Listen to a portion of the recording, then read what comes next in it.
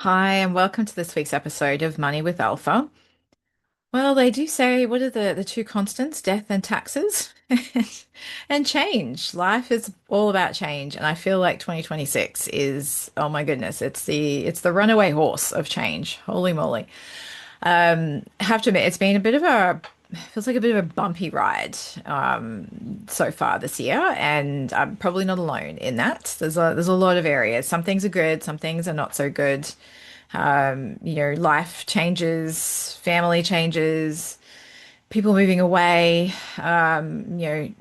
Sort of there's a sense, feels like there's almost a sense of loss that kind of goes with some of this as well. And I can elaborate a bit on that perhaps another time. But for today, I wanted to talk about changes in the money space. And as I'm recording this, it's the morning after the national budget has been released. And having been a former tax accountant, we used to literally have an in-office event where we all would sit together and we would watch the budget being presented. Admittedly, this one, because it had so many changes, there was a lot of leakage of information in the lead up to it. So I think everybody was prepared for the fact that there would be changes, just perhaps not the extent of some of them. Some I think were expected and some were a bit of a surprise. But I think also because of the nature of the political parties and with the current government having a clear majority in Parliament, that it allows them to probably make bigger changes that they've perhaps been wanting to make. And not being an election year, they chose to do it now. Overall, I personally think it's probably good. However, there are things that may change for people in that space, especially some ideas and plans that you may have had. So I wanted to talk to that in this episode, and also to just talk generally about how can you plan when there's constant change. Because regardless of whether the tax rules change and there's budgetary changes in terms of like a federal budget, even a household budget has constant change. We have tariffs that get announced and then dropped. So our stocks fluctuate quite, abruptly as a result. Our superannuation or retirement savings fluctuate abruptly as a result. Then we have, the threat of war. So fuel excises are removed to try and, bring the price of fuel down, but it's still higher cost of goods after a pandemic. And there's just so many things that have been kind of thrown at our world over the last 6 or so years. So it's been, it might feel like you're just trying to find your center. Because I know I sometimes feel that way. I just need to try and make a plan and have that plan actually work so that I can feel grounded and that the things that I'm doing are actually working in the way I want them to work. Now, parenthood, obviously, you have your plans and things rarely go to plan. So we're kind of used to it from that perspective. However, things that we feel like are in our control often don't feel in control. So that's the point I wanted to really touch on in today's episode is if you're feeling this way, A, you're not alone. And secondly, I wanted to talk about how to create a level of internal stability to the outer world of constant change and things we can't control. So the first thing, and this is always, I'm just going to run through them first, and then I'll go into a bit more detail. But the first thing is one of the things I often start with is clarity. So being clear on what it is that you want to achieve and what kind of lifestyle you want. That has to be first and foremost. Then, secondly, you need to know where your money is. Being able to see it and visualize it and know where it is important. So number two is know where your money is. I'm not even talking about knowing your numbers, just know where your money is. Thirdly, in some cases, it might be necessary to speak to your accountant. Well, actually, no, if you have investments or whatever, then speak to your accountant. If they don't reach out to you, then you reach out to them because there's some changes here that may impact some of the things that you're doing or planning to do. Fourthly, do a bit of your own review in light of like become aware of what's in the current federal budget and the changes because we've we've relied on certain rules for so long now. You just need to understand a bit more about what they are. And there's a lot of people out there who've summarized them and done a pretty good job of that. So I'll talk to that. And then number five is keep moving forward. Don't allow the situation of change to allow you to stay stuck. And I know that sometimes sounds easier said than done, but I'll explain, having been through other life changes over the last sort of almost year now. I can't believe it's nearly been a year. Um, that needing to, and life will generally throw, oh, you just have to like keep on going, which of course, we know anyway, but it's becomes even more important the world of change. So the first one is clarity. And when clarity is extremely important because that is the only thing that you can control is what you want and the type of lifestyle that you want. Because if you don't have that, then you're at the whim of all sorts of different decisions or all sorts of different influences as well. Because you might be going, oh, the all of the messages leading up to now might have been, oh, you need to get investment properties and and you need to, use the equity in one to do another, and there's rent vesting, and there's, oh my goodness, so many different sort of pieces of information that get thrown at you of the things that you should be doing. And I really, really don't like that word should. But you can be influenced by that if you don't know what it is that you actually want.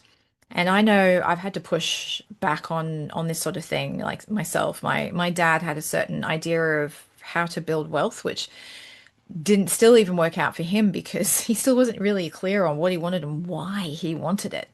In his mind, it was all about property. And I'm thinking back and just going, yeah, but I don't want to own 20 houses. I don't want to have, 20 mortgages. I don't want to be a landlord to that many people. I want people to own their own homes. I don't want to be the one who is sitting there going, oh, I have all these homes and you can live in them and pay me so that I can pay them off and make money off you. Like I know that's not that simplistic. And I'm not judging anybody who does do that. I'm just saying for me, that doesn't sit with my value set and what I wanted to achieve. And also the level of complexity that goes with that just doesn't, I like to, there's a reason why I called my business Money Made Simple. I like things to be simple. I like to be able to just enjoy my life. I don't want to spend all of my youth striving and paying off debt and being so like manically driven because I have this arbitrary, I'm going to call it goal because I don't know what else to call it, destination perhaps that I'm aiming towards. I was like, but I want to enjoy my life on the way. And I'm not one of those people where, oh, it's the journey, not the destination. No, no, I like, don't get me wrong, when I travel and I'm going on a holiday, I want to get to the place so I can enjoy the place. So it's, I don't necessarily want the journey to take, all the time and then I end up with like a day in the place. But as far as life goes, I want to be able to enjoy my life as I go while I'm still, fit and well enough to be able to do it. We're going skiing in probably about 6 weeks now, I think, from the current day, and I've had a few injuries since we went last time, which was almost 2 years ago. And I was like, right, I've hit perimenopause. Things aren't working quite the way they used to.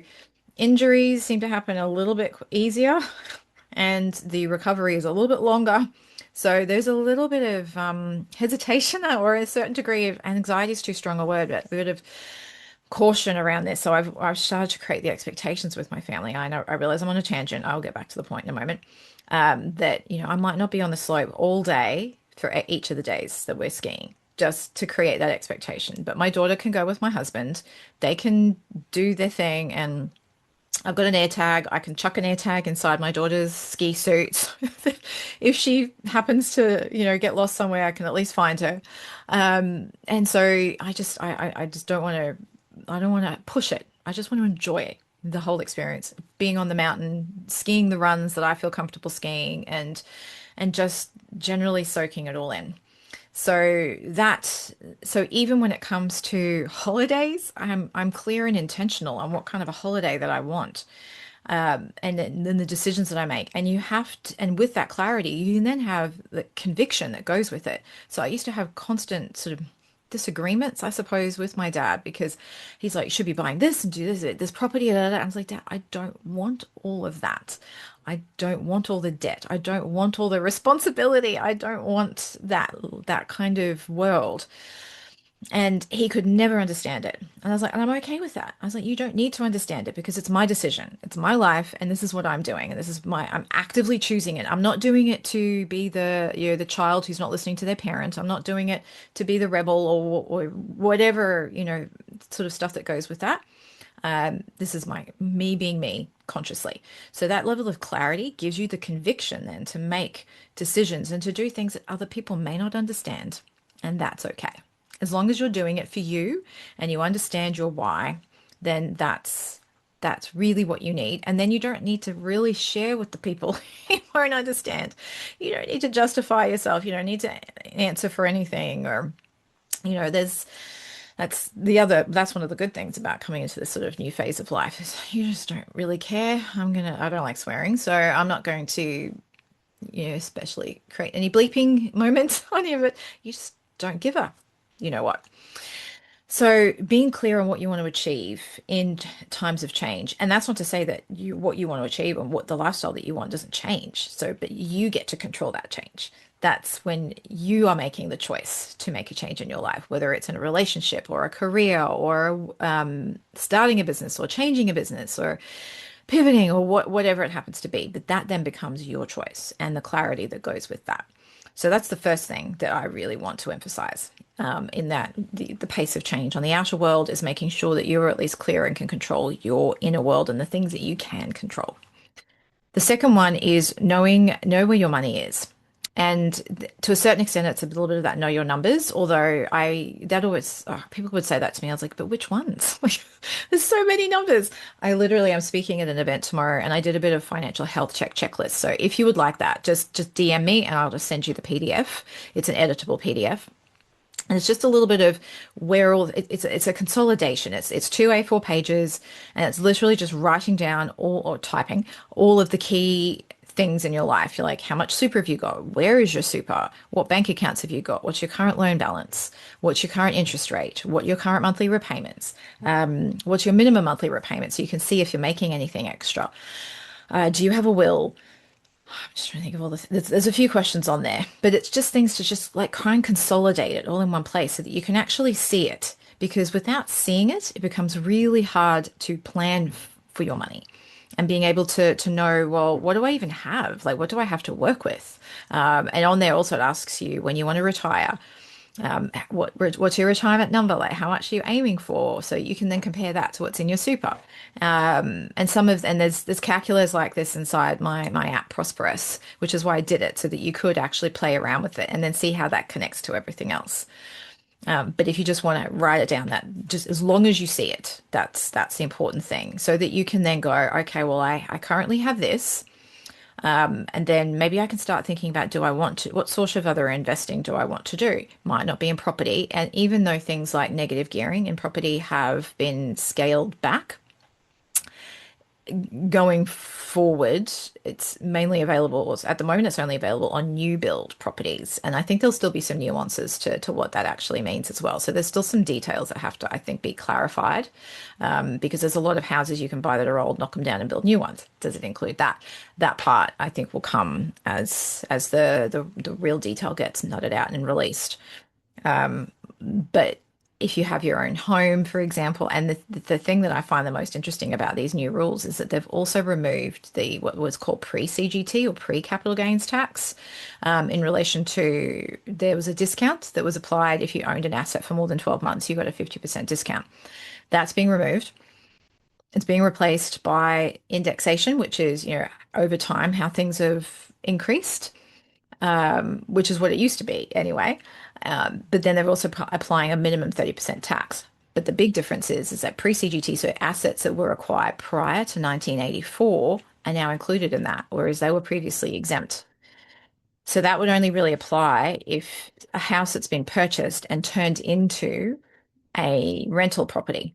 If it was purchased prior to that and it's still a home and a principal place of residence, there's no capital gains tax on that still. So that still has stayed stable, which is good. Otherwise, I think that would blow up a lot of plans. Um, so it's then being able to understand how you can make some decisions. So this is where number three is talking to an accountant. And this is where you need to talk to the right kind of accountant. Having been an accountant myself and seeing that there's a lot of compliance when it comes to things like tax returns for businesses. You've got your business activity statements. there's capital gain. There's a lot of things that need to be calculated that are just generally compliance, which is complying with legislation, that sort of thing. What this is going to do is increase or create an increased need, at least in the short to medium term, for accountants who can help with strategy and structure. So understanding how to actually help you achieve what you want to achieve with staying within the boundaries of law, but minimizing your tax as much as possible, but still doing it in a legal way. Because alongside this as well, they've also made changes to the trust rules and taxation. So it makes it harder to asset and income split inside trusts. And I know the ATO has been on top of trusts for a number of years. I still remember even like 20 plus years ago when I was an actual practicing accountant, they were still trying to get around or help trying to plug the holes where people were getting around things with trusts. So it's important to understand, like to talk to a professional who understands all these rules, and it will probably take accountants a good couple of months at least to start to really understand it. But I think if you've already got existing property and shares and things like that, then some of that is what they call grandfather, which means the old rules still apply. But going forward, if you wanted to make any changes or additions to anything, then you definitely need to be talking to an accountant to make sure you're doing it in a way that actually complies and makes the most sense for your situation. So there is still an absolute need for that. But again, and if you want to know the names, I refer to some really good accountants who are good at this stuff. They're good at the compliance, but they're also really good at the strategy and they're good at explaining it too. So, and they're ladies. They're really, really amazing accountants. So, yeah, if you would like some names, just again message me and I can share that with you.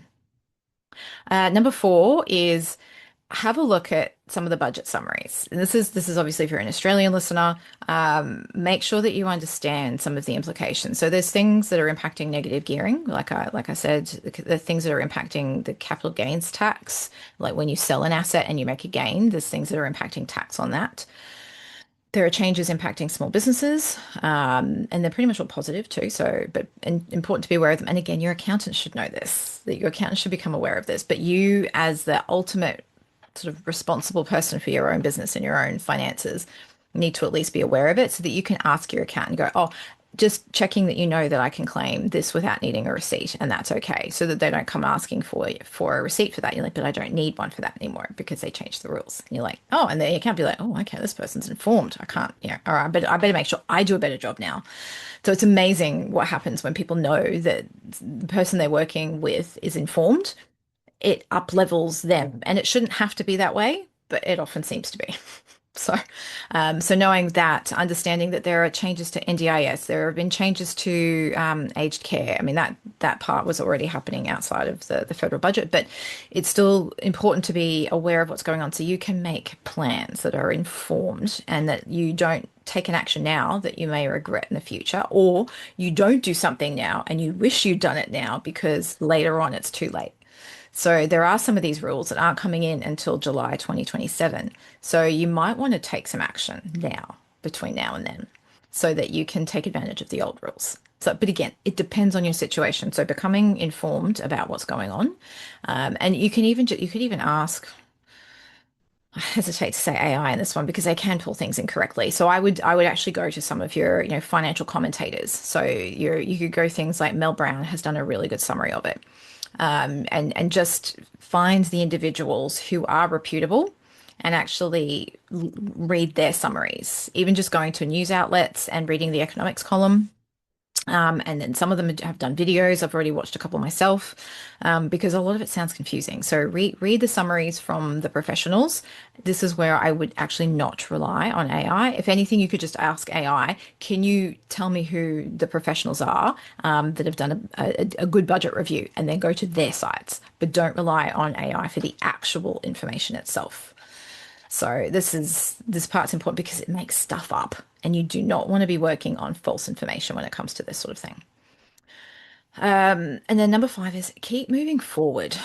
One of the things I've learned in the last 12 months, because my father passed in July last year, and I can't believe we're nearly in, we're it's been about ten months or so now. Like time's just really flown, but you feel very sort of frozen for a good period of time, and that's well, in my case, it was shock because it happened very quickly and suddenly and somewhat unexpectedly. I was overseas as well, which made it even more kind of overwhelming. There's grief and there's this processing of emotions that go along with that. The complex relationships that we can sometimes have with parents and loved ones. So there's a certain degree of freezing that happens in my space because I don't like being stuck personally. So I was listening to podcasts, I was reading books. I was like, so I felt this sort of relative amount of responsibility also for what my dad had left, and I'd been managing it for 7 years anyway, so I knew what was there. But then I was like, I'm not managing it for him anymore. Now I've got to do it for myself. And it felt a bit scarier, to be honest, because I was like, oh my gosh, I didn't want to get it wrong for him either.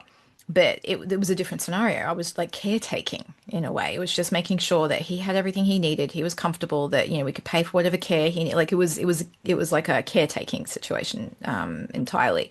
Whereas now it's like, well, okay, it has a different purpose now. So what do I do with this?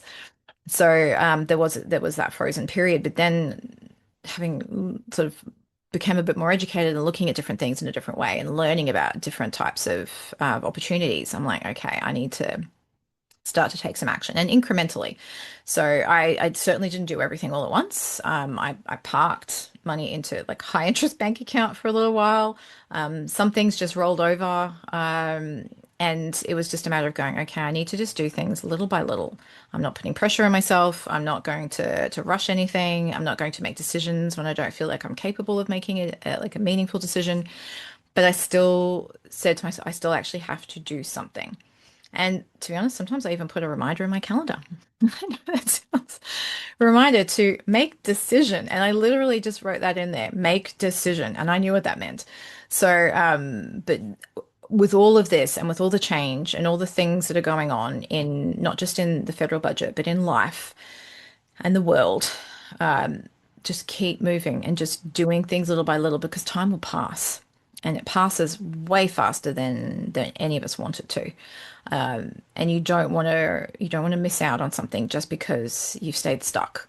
And then, 5 years go and you're like, oh my gosh, I can't believe it's been 5 years and I still haven't done anything about this. So my encouragement to you is to do something. Do one thing, even if it's one of the things I've mentioned today. Take one of those other 4 steps and do something with it. So I'll just go over that again. One is be clear on what it is that you want from life with your money and your lifestyle. Know where your money is. Actually have it all sort of written down, have it in front of you. And like I said, I've got a 2-page PDF that I can send you. So if you want it, let me know.